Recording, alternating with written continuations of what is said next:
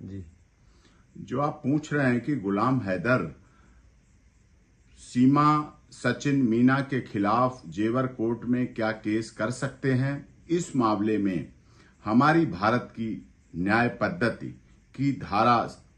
83 CPC की धारा 83 साफ तौर पर कहती है कि किसी विदेशी देश में रहने वाला प्रत्येक व्यक्ति जिसकी सरकार भारत के साथ युद्ध में है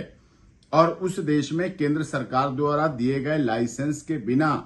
व्यापार कर रहा है, मतलब वहां रह रहा है, इस धारा के प्रयोजन के लिए किसी विदेशी देश में रहने वाला विदेशी शत्रु माना जाता है और विदेशी शत्रु माने जाने के कारण वो केस नहीं कर सकता है। Every person residing in a foreign country the government of which is at war with India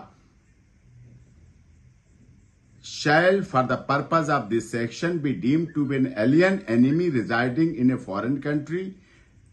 and for this purpose alien enemies residing in India with the permission of the central government and alien friends may sue in any court otherwise competent to try the suit as if they were citizen of India, but alien enemies residing in India without such permission or residing in a foreign country shall not sue in any such court.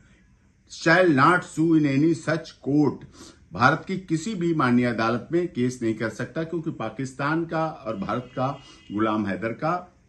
दुश्मन देश हैं इस आधार पर। और जैसा आप भी पहले बता चुके हैं कि एक और केस डाला था, वो भी ऑनरेबल कोर्ट ने डिसमिस किया है। तो इस आधार पर ये साफ तौर पर है, ये इस तरह से केस नहीं हो सकता, नहीं चल सकता है। और ये हमारी सीपीसी इस मामले में बहुत क्लियर है। ये केवल हैरेसमेंट है, ये केवल थ्रेट है, ये केवल धमकी है। जो सीमा सचिन मीना सही ढंग से रह रहे हैं,